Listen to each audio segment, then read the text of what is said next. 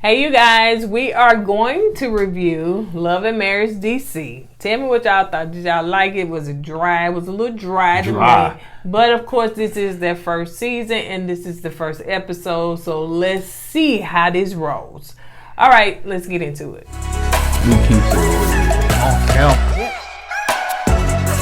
LiQWYD. Hello, KOED fam. Welcome back to another video. Courtney and Eddie. I'm Eddie, aka E-Dub. This is my lovely wife. Courtney, also known as Coco. And this is Courtney and Eddie. This channel is all about relationship, reviews, and entertainment. And tonight we're going to be talking about love and marriage in DC. DC standing for dry country. This episode was dry. Content. Dry. Well, it's dry. So if this is your first time joining, go ahead and hit that subscribe button down below. And yeah, that's it. So make sure that you head on over to our brand store, KOED, where to purchase tees like this, Perfectly Imperfect, and so much more, hats like this. And if you want to get a discount on makeup from TLB the Lip Bar, you can use our promo code KOEDFAM. Tell them we sent you. Don't forget to go head on over to our Patreon as well, so we can talk about stuff like this that we can't talk about on the public platform, because sometimes people be too much in their feelings. So if you in your feelings, you're gonna pay to come on over there and express yourself. Okay? All right. Let's put 5 on it. I got 5 on it. All right. So anyway, so it starts off with, if you don't know who Monique is. I don't. Okay, so Monique is from Monique is from the Housewives of Potomac. She says she left, but rumored that she kind of got fired, or they kind of made her friend to the show because of the fight that she had with Candace, which was one of the castmates on the show.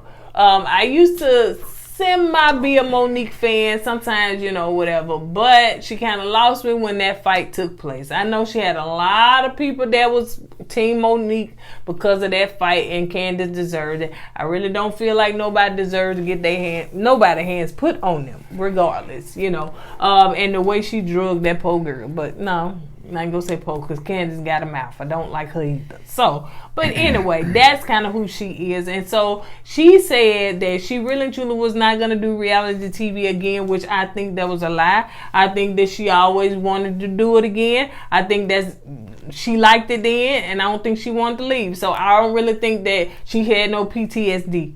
I don't think so. That's my opinion. But if she say she got it, she had it. But here she is. She must didn't last that long. So here she is now doing reality TV again. So I'm just trying to see, is she going to be able to control the narrative? Because she said that we didn't get a chance to see all of who she was, the mommy podcast and all that stuff, whatever it's called. I think whatever it's called. And all the business and entrepreneurship stuff that she got going on, which we saw a little bit over there. But I'm gonna see if Carlos is really and truly gonna put that out, or is we gonna do like we always do, talk about most of the drama. I know you ain't got much to say. Cause I don't know who she is, and the little parts I seen of her tonight, it seems like she's a little extra. She tries a little too hard, and it don't come off genuine to me. But go ahead. What's the difference between this one and the other one? Man, Huntsville right now, you don't have nothing to worry about when it comes to Love and Marriage DC. You don't have nothing to worry about. To me, the difference is Huntsville crew is more grounded. You know what I'm saying? To me, it's more reachable. Meaning that, you can kind of relate to them more, you know what I'm saying? They not living these $5 million houses and stuff like that, you know what I'm saying? DC, from what I can tell, it's all superficial, all, money and this and that. And to me, I don't think they really have problems per se. They try to create problems so they have a storyline. From what I can tell right now, this can completely change throughout the season, but for right now, that's what I see, man. So right now, I'm just like, I'm trying to just give it a chance. So Ashley is one of the castmates. Ashley Sylvia, I think that's her name. She is a podcaster as well as an entrepreneur. Irena think that's her name. Nah, let's stop you right there. She's an entrepreneur too, right? Now, what's the difference between her being an entrepreneur and Kenneth being an entrepreneur on put a ring on it? I don't know, man. The reason I'm saying that because people say, the only reason why I say he's an entrepreneur because he ain't got nothing going on. You know what I'm saying? So I'm just saying. Well, she said she a podcast and, you know, I think she said something else. So Irena is 48 years old. I didn't get Ashley's age, but she said that they do other stuff and then they TikTok famous and they showed a few of their TikToks. So they all came up to the pop-up shop that I think Monique was having with some other people. So Winter, which got half of her head cut like this shaved. It's not even It's cute. bald. It is bald. It's bald. And it is not even that cute because it looked like the lace front or whatever that half of it's just weird. She's going through some things. It's just weird. So yeah, that's what somebody said. When a woman going through some things, you can tell in her hair. Because she's trying to reinvent herself.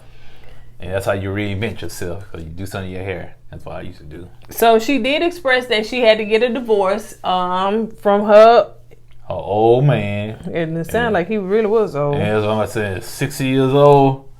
Dang. She found out he was sleeping with the nanny, had a baby with the nanny, and another child. Woo, 6-year-old boy, he popping them pills. Pop, pop, pop. It seemed like Ashley was talking about Aaron because what's her name? Not her name. Irena. I'm sorry. They're talking about Irena because Irena and her husband married for like 26 years, and she was saying, "Girl, I was 10 years old then 26 years ago," and the other was like, "Girl, Monique, you was 12." So you know. That's what they trying to call the woman old. Yeah. They trying to call you old. Yeah. So now they introducing Chris, and Chris has lost weight. I guess and I seen him in the gym. So because Chris was way bigger than that, so he done lost. I just don't like them granddaddy suits he wear. I'm like, who puts him in clothes? Who dresses him? He's a big dude, man. Maybe he can't find suits in that. Dude, you got money, baby. You can find some. You can get them tailored. Maybe he don't like made. Maybe he don't like dressing like that. Well, he don't need to then. Like, stop with them granddaddy suits. Chris been like that since Potomac. So, you know, none of that has changed. But anyway, so Chris, former NFL player, he is in the gym working out. And Chris said that, you know, he is a good dude. Like, he take care of his family. He a provider. You know, and he does what he need to do. But he feels that their emotional connection has fallen off. Because, you know, Monique like to put her hands in everything. You know, she had them oils, which I got them oils. I did buy some oils from her. But she have her hand in everything. And I don't know if Monique always trying to find herself or just find her footing and not just want to be a wife, you know, a wife to a former NFL player. Was you going to say something? So Irena introduced her mom. Her mom up there cooking dinner and stuff like that. And she said that her mom lives with them because their son is, I don't know, what is he? I think he's blind. Oh, okay. Is he blind? Yeah, okay. Visually impaired. Okay. I didn't hear the illness, you know what I'm saying, yeah. or what his condition was. Because, you know, sometimes people that have a, you know, what is it? Down syndrome too can look like that. Yeah, so I didn't. Yeah, he's visible impaired. But I'm more concerned about her mom. Why? Mom, when the food gonna be ready? 30 more. Don't be rushing your mom. Let her cook her food, man. And then the mom, like, she was getting irritated. Right, that's what I'm saying. Like, Don't be rushing your mom. I ain't no maid. Right. Man, shoot. I don't blame mom. I'll probably put some extra hot sauce in that food just cause you trying to rush me. Go ahead. So, her husband is Jamie, and of course, like I said, they've been married 26 years, and he said that he's some kind of entertainment guy. Yeah, and when they met, you know, it was hard to get her because, you know, she don't like light-skinned dudes. But here they are, 26 years later. She was stuck in them Abbey shirt ties. She on her Wesley Snipe type of dude back in the day. And you know what? That's what his sisters love when they were like the dark-skinned dude. Wesley Snipes are always the goal to get. for the girls. Ooh, hey, give me a dark skinned dude. I don't like the light skinned. I always like I'll be sure. Those brown skinned dude, we ain't like him. A pretty boy. Now we're jealous. Yeah, had a little baby hair and can't sing. All he was doing, making off his looks. About you. Mm-hmm. And I did buy the album. I sure did. It was a nice album. I did buy the album. I ain't gonna lie. Yeah, it was. All right. So anyway, also too, she was talking about that she was gonna invite their son, Lil Jamie, to the party, and it seemed like him and his daddy got tension, so they hadn't seen each other in like 6 months. Well, I'm gonna go ahead and say that. Then say this in. The reason why they have tension is because Lil Jamie is walking down the wrong path. So apparently, he smoked a lot of stuff and he hanging around the wrong people, and his dad don't like that, and he been trying to tell Lil Jamie, no man, you need to get your life right. And Lil Jamie said, no, I'm gonna hang out with my boys and stuff. So that's where the tension come between the dad and the son. But yeah, that's why they haven't been speaking. So Ashley, moving on to the next one, is Ashley and her husband, what they mean? Quick Sylvia. Which one? Is the short dude? The DJ? Yeah, the DJ. Yeah, he's short. Yeah. So he's a famous DJ. They've been married for 13 years. She feels like he worked too much. Yeah, she's more married. She's a married single mom. So, she take care of everything. She do this for the kids, yada, yada, yada, yada, yada. He out in them streets DJing, and he come home late, and, sometimes he don't really get to see his family. Yeah, but being the man, he's doing the best. He's doing the right thing, in my opinion. Yeah. He wants to give his family the best life he can give them. So sometimes you got to make those sacrifices. So you got to go out there and get his hustle on. So I can't fault the dude from that, you know what I'm saying? He said, what you want me to be? He said he'd love to be a stay-at-home dad. Yeah, but but you want this lifestyle. You want this big house. She was like, well, you act like I don't contribute or do nothing around here. She probably don't. I'm just saying, he's being real. You know what I'm saying? He's taking care of the family.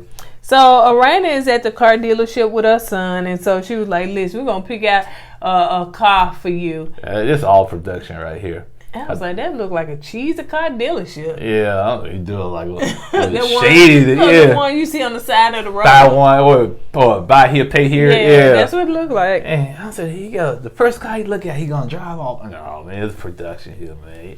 I said, you didn't walk around. I guess he probably saw it online or something. I don't know. So she said that she was concerned about him and how him and his dad hasn't talked and how he kind of hanging out with the wrong crowd, and so she shed some tears and everything. So you kind of talked about that part of his life and why him and his dad is not in a good place. So she was just like, we worry about you, like when you go out and leave, we are concerned about you. So she said, listen, you gonna get this car? She said, she said she ain't paying for it. I ain't paying for it. I ain't signed for it.